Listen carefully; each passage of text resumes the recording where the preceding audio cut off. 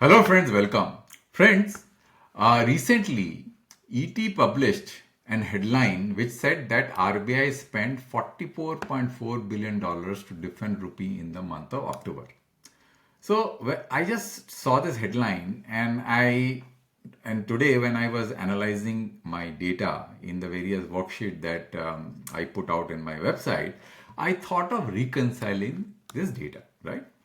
So if RBI has spent $44.5 billion, the foreign exchange reserve should get depleted by this amount. This is the normal, intuitive way of looking at this situation. So let's go and look at that how much foreign exchange reserve got depleted in the month of October. So let's look at this now.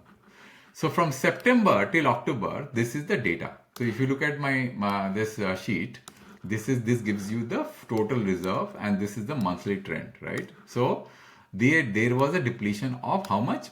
From 704.9 to 684.8. So if I do the calculation here, which is 704.9 minus 684.8, it comes out to $20.1 billion, right? You can see it is $20.1 billion. So now $20.1 billion, but the RBI's but the Economic Times article says $44.4 billion, $5 billion. So where is this difference? Where is the difference gone? From where this money has come?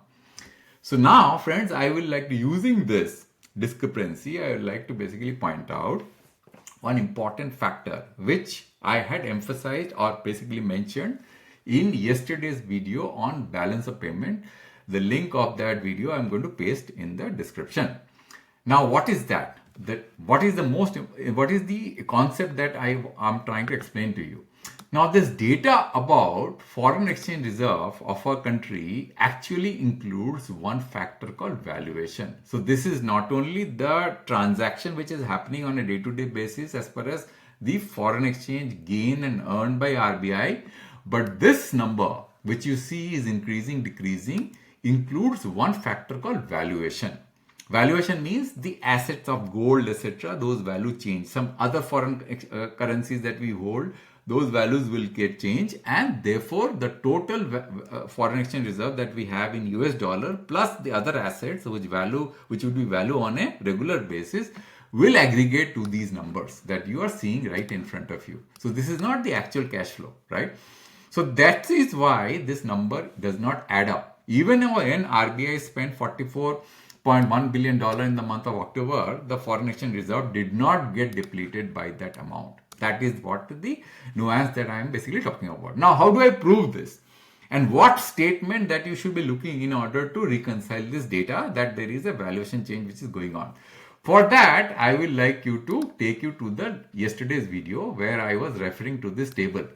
If you look at this table, this is the data which got published by RBI on 27 December 2024, and this gives the sources and variation of Indian foreign exchange reserve during April to September 2024. This is a very important data, by the way, and whoever is interested in economics should look at these nuances. Otherwise, it makes no sense. The data does not make any sense. So for that, to do the reconciliation of the data, let's look at table 2, which gives you the summary.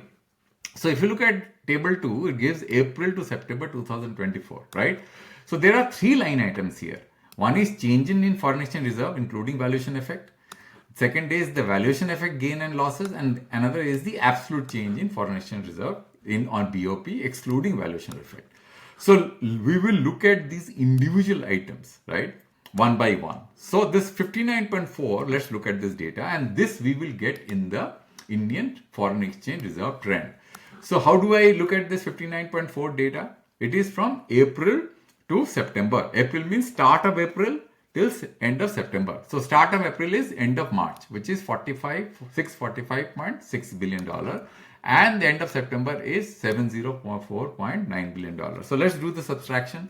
$7.49 billion we already have. Now we have to subtract how much? $645.6 billion.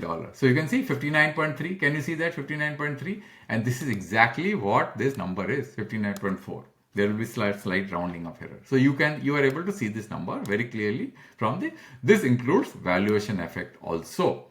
Now change in foreign exchange reserve, right? Actual foreign exchange reserve excluding valuation effect, which you can see from the balance of statement, which I had explained in my earlier video. So this is the line item, right? 3.5 reserve asset.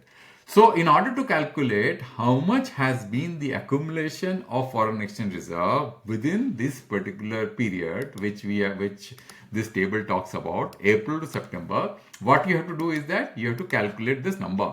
We have to add up these two numbers because these two numbers are from 2 quarters, right?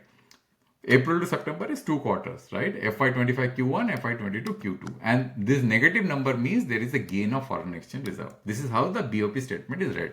So let me just do the addition. 18.61 plus 5.23. It comes out to be 23.84, right? And let's look at this number, right? It comes out to be 23.84. Can you see this? This is the actual change in foreign exchange reserve. And that's why the valuation effect is 59.9 minus 23.8. It comes out to be 35.5.